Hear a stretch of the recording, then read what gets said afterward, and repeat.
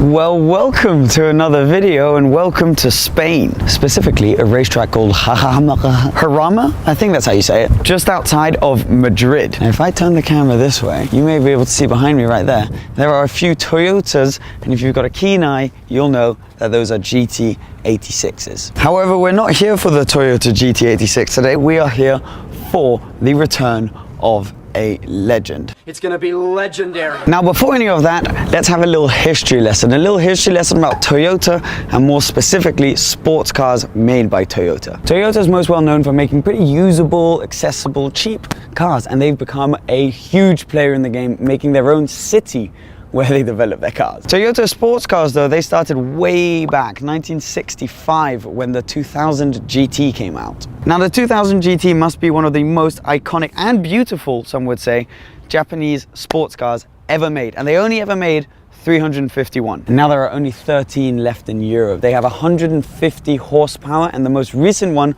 was sold at auction for $1.2 million. And that's why the whole Toyota sports car story started. It was then continued in the late 70s when the Celica Supra was launched in 1978. Now, this Supra name is going to become very relevant, and it's the start of a legend. It was first linked to the Celica, so Celica Supra was a car launched featuring an inline 6. However, the inline 6 was only available in America and in Japan, so not in Europe. And it was developed as more of a Grand Tourer car. Now, after the Celica Supra, so the first Supra, the A40, we then skipped to 1981, where the Celica Supra, again, it's a Supra featuring the Celica name, this time called the A60, was launched. We don't talk about the A50 much because it was just a facelift. Now, the A60 featured an inline 6, 145 horsepower from its 2.8 litre engine, and was much more sporty, much more of a sports car than a Grand Tourer. For example, it was one of the first sports cars launched with a limited slip diff, which makes for a lot of fun. Following that, the A70, which was the first ever Supra to be launched as a purely Supra car without the Celica name, was launched in 1985. Now, this had 270 horsepower and was one of the best-selling Supras, selling over 200,000 models. That's a lot more than the 40,000 A80s which was sold. Now, that car is an icon. Now, in the early 1990s, Honda had launched the NSX, and that meant that Toyota needed to come out with a really exciting sports car. So they launched the A80, which we all know for being very famous from movies such as Fast and Furious, of course. Now, it was an instant hit with its unique design, and in its most powerful version with the turbo, it could go up to 326 horsepower. But that was only a starting point, because after the Fast and Furious franchise, people got into tuning these cars, and there are some reported to have up to 2,041 horsepower, which is pretty mad. The production of this car ran all the way through to 2002, when it had to be stopped due to regulations. Now, that brings us all the way to today.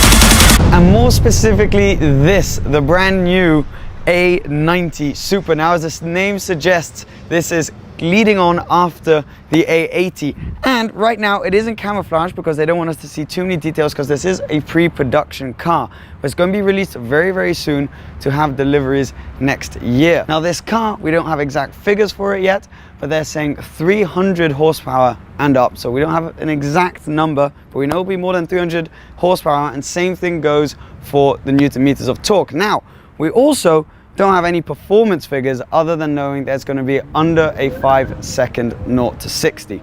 We do, however, know that it has the legendary inline 6 with a turbocharger. Now, this is Toyota continuing in the sports car market and trying to pierce a new hole in a market which we know very well. Now, the way they want to do that is by making this car handle beautifully. So they've gone for an extremely short wheelbase, shorter in fact than the Toyota GT86, but a very wide track. Now on top of that, they've made it super rigid. It's not using any carbon fiber, but there is plenty of aluminium. Now this car happens to be more rigid than the Lexus LFA, and you guys know that is a legendary, much more expensive car. I personally think it's obviously maybe hard for you guys to see on camera with the camera, but in real life you can kind of get an idea of the proportions.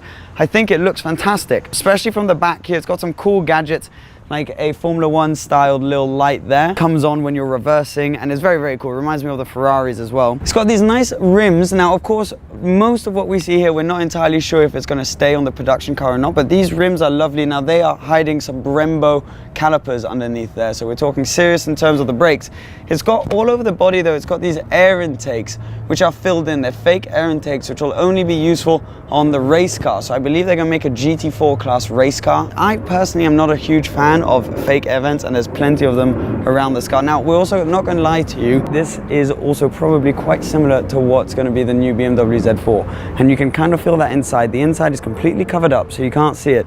But I mean, anything from like the key currently, we don't know if that's gonna stay through, or the interior entirely what's gonna stay through, but you can feel like there is a lot of BMW-ness in there. Now, that may be a great thing for some of you, but if you were expecting this to be a completely separate project, it's not quite that, at least from what we can see now. Now, that being said, also, there's a very BMW noise. I think we should show you some of that right now.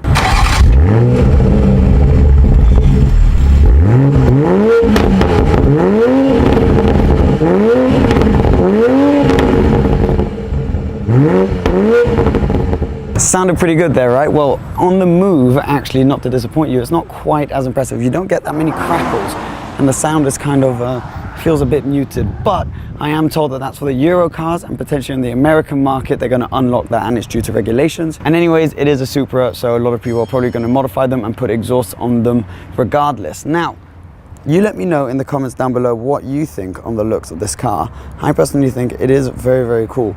You can tell it's very small, but it's got a nice stance, seeing as it's so low and short and quite wide. The interior is all covered up, so I can't show you too much of that.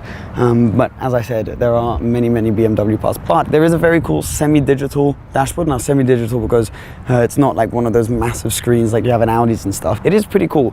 You know, I would have liked to have a huge screen and kind of take all that technology aside, but it does feel like they've definitely developed this to be used on the road rather than just on the track. So it's 100%, when you get inside, feels like a comfortable car that you could use daily. It's not a stripped out race car. Maybe there'll be versions coming of that later, but they've definitely not gone for that on this one. It's a very exciting car, and the development they've put into this and probably the money they've invested in this car is huge. And with it being such a legendary name, they need to get it right. So I think it's about time we hop into the car, give it a go, and see what this new Supra, the A90, is actually like to drive. Now, first of all, we are around, I think you say Jarama? I don't really know, I've probably completely messed that up. Jarama. Okay, Jarama racetrack, which is extremely technical and has just been resurfaced. And we're blasting around here, currently in the Supra. Now, as I mentioned before to you in the video, we don't know exactly how much power it has. 300 horsepower, over 300 horsepower, and 300 Newton meters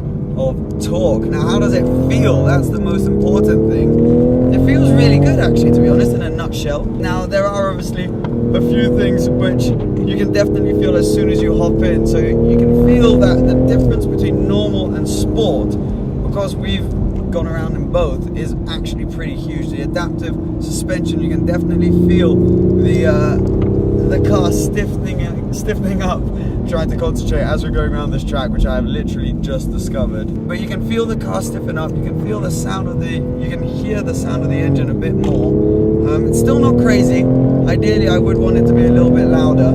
When it was coming past the straight, you couldn't hear it that much. The steering is really nice. Now, obviously, as you can tell, we've got cloth all over the seat so that you can't see the interior. This is still not a production car, so we can't show the dashboard, we can't show the interior of the car, but it feels quite nice in here, and it feels like this car will be usable when eventually it hits the roads. The gearbox, so 8-speed automatic, I'm on the paddles right now, feels really rather good.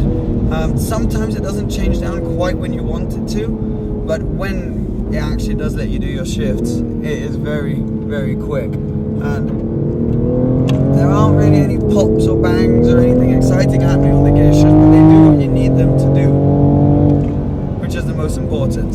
It is sometimes annoying when you're coming into the corners and you want to downshift and it won't quite let you. But one thing which is cool is it won't upshift for you when you hit the red line. The weight distribution, as they told us in a press conference earlier, is 50-50, and you can really feel that around the corners. So it's so well balanced and really quite planted through the quick stuff. Right now we're going over a blind left-hand corner.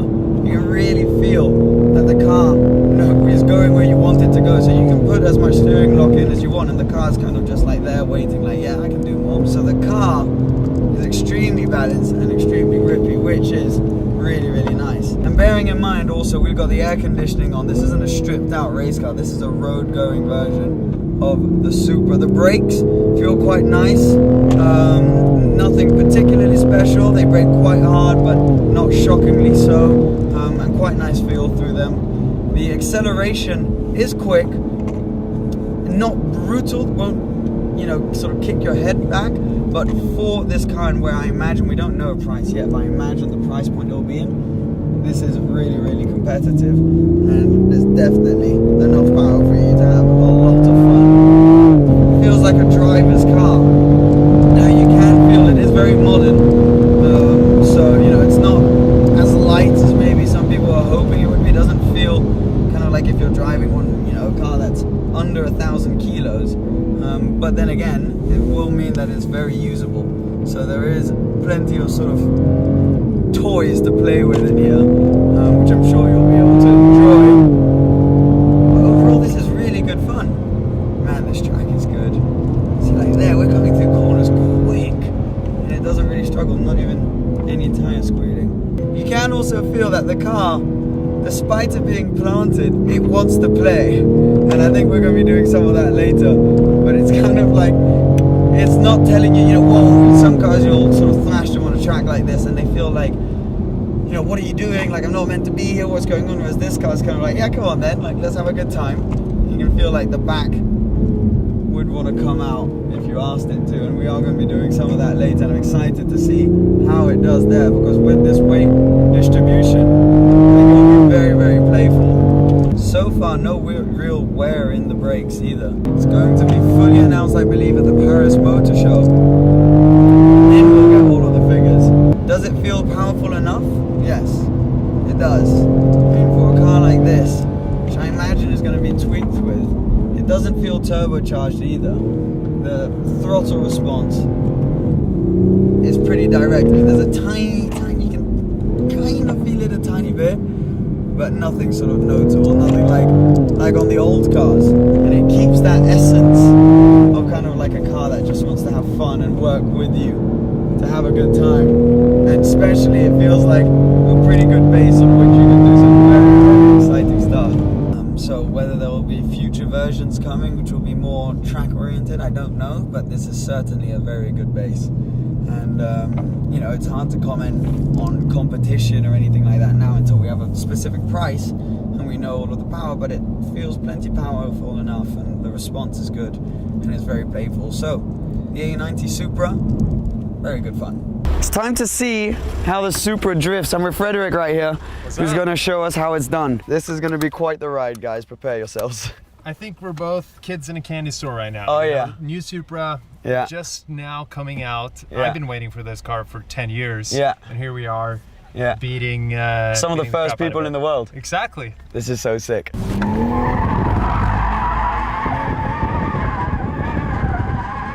I kind of just Whoa. with one hand like that? Yeah. No way, one hand. And you can almost do it with no hands. Right? That's mad. Whoa. This is insane. Thank you, dude. What? You'll get to try. And I'm looking forward to that. Here's that right now. Okay, so this is a GT86. Feels so light, this car. And it is.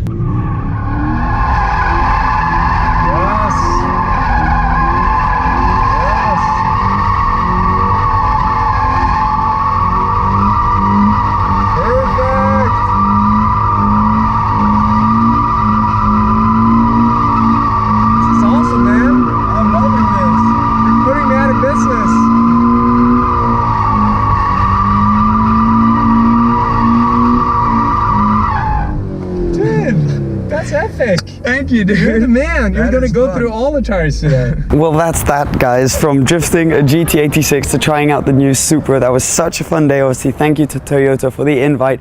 I'm very excited for the Supra. As I said, all the little pieces that I mentioned earlier, please do remember that this is a pre-production car and there are certain things they're going to try and change. The exhaust, apparently they're going to try and work on that, and the interior a tiny bit. But I really did enjoy the car, and this track is absolutely fantastic. And most of all, thank you for watching. If you want more content like this and you want to see more reviews, more just daily videos and vlogs of someone who loves cars just like you do, please hit that subscribe button. And if you enjoyed this video, please give it a thumbs up. Thank you, guys.